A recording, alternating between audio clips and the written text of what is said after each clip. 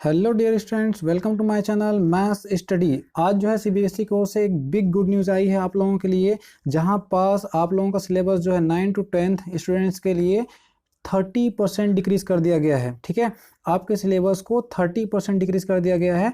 कोविड-19 के चलते ये बातें आ रही थी कि सिलेबस को डिक्रीज कर दिया जाएगा, तो फाइनली जो 30% डिक्रीज सिलेबस है वो डिक्लेयर हो चुका है। तो हम यहाँ बात करने वाले हैं क्लास 10 के मैथमेटिक्स का कि आपके किस टॉपिक्स पे कितना इफेक्ट पड़ा हुआ है, कौन सा टॉपिक्स रिमूव हो गया है, जिससे आपके चैप्टर्स पे आपको आसानी जाएगी। ठीक है, यहाँ पास मैंने यहाँ पास देखो, यहाँ पास आपके वेटेज को भी दिया गया है कि आपके एक उस चैप्टर्स में कितने वेटेज हैं। ठीक है, अगर हम बात करेंगे नंबर सिस्टम फर्स्ट यूनिट का, वहाँ पर 6 मार्क्स का है। Algebra as it is 20 marks का है। कोऑर्डिनेट ज्योमेट्री 6 मार्क्स का, और आपका ज्योमेट्री है 15 मार्क्स का। ट्रिग्नोमेट्री 12 मार्क्स का। मेंसुरेशन 10 मार्क्स का, और स्टैटिक्स एंड प्रोबेबिलिटी है 11 मार्क्स का।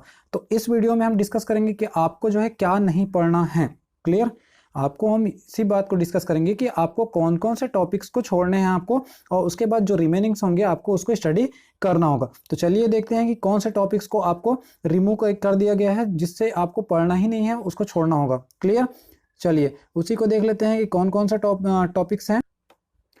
डियर स्टूडेंट्स, अगर हम बात करें रियल नंबर का, ठीक है, अगर हम बात करें रियल नंबर का, तो रियल नंबर से यूक्लिड डिवीजन लेमा को रिमूव कर दिया गया है। मतलब अब आपको नए सिलेबस के अकॉर्डिंग इसको आपको स्टडी नहीं करने हैं। ठीक है, फिर आते हैं पॉलिनोमियल पे। तो पॉलिनोमियल पे जो स्टेटमेंट और सिंपल प्रॉब्लम थे, जो डिवीजन एल्गोरिथम, ठीक है, डिवीजन एल्गोरिथम पे बेस थे, जो रियल कोफिशिएंट था, उसको यहाँ से रिमूव कर दिया गया है। तो आप बुक से इसको देख लेना और इसको रिमूव कर देना। दैट मीन्स आप वहाँ टिक कर देना कि इसको आपको स्टडी नहीं करने हैं न्यू सिलेबस के अकॉर्डिंग। क्लियर, फिर आ जाएंगे आप जो है पेयर ऑफ लीनियर इक्वेशन पे आ जाएंगे। तो हम यहाँ पर जो है 4 मेथड्स की स्टडी करते हैं, graphical, elimination, substitution and cross multiplication.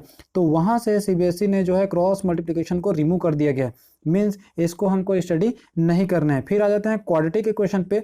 तो यहाँ जो सिचुएशन बेस्ड प्रॉब्लम होता था, दैट मीन्स कि वर्ड प्रॉब्लम बोल सकते हैं, जो रिड्यूस करने वाले होते थे, उसको यहाँ से रिमूव कर दिया गया है। बात करें अर्थमेटिक प्रोग्रेशंस का, तो यहाँ पास जो एप्लीकेशन थे, ठीक है, application in solving daily life का जो प्रॉब्लम होता था, बेस्ड किस पे था वो, सम टू एन टर्म पे। ठीक है, किस पे बेस्ड था वो, सम टू एन टर्म पे। तो उस एप्लीकेशन को यहाँ से क्या कर दिया गया है, रिमूव कर दिया गया है।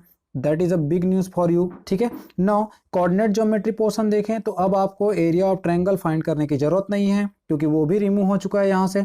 ठीक है, अब बात करते हैं ट्रायंगल। तो ट्रायंगल चैप्टर से आपके पास 2 थ्योरम को वहाँ रिमूव कर दिया गया है।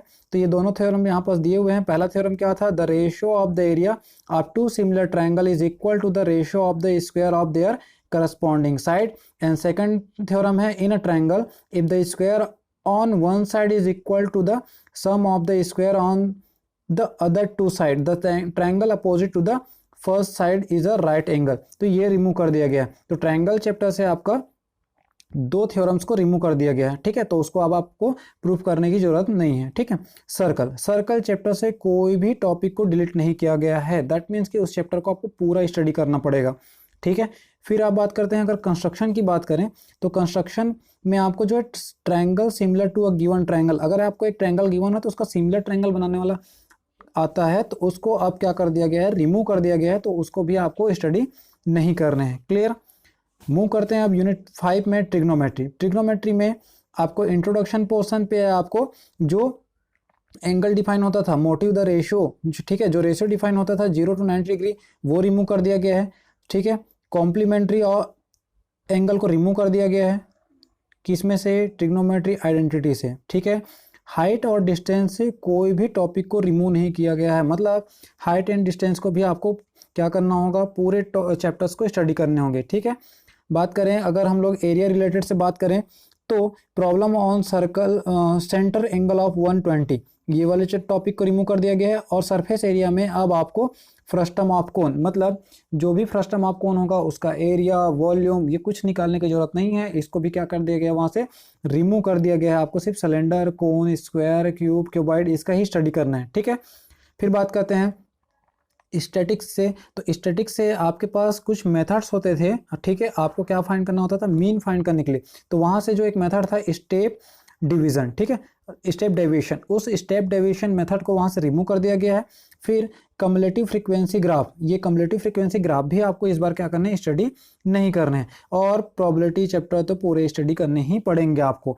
तो कोविड-19 के कारण जो आपके सिलेबस पे इफेक्ट पड़ा है उसमें 30% डिक्रीज करने के बाद, दैट मीन्स जितना मैंने अभी बताया उसको हटाने के बाद जो भी आपकी बुक में बचेंगे जो सिलेबस है, ठीक है, सिलेबस का लिंक मैंने प्रोवाइड कर दिया है, उसको आप देख लीजिएगा। उतने को आपको क्लास 9 में 2021 के लिए स्टडी करना होगा। क्लियर? Thank you.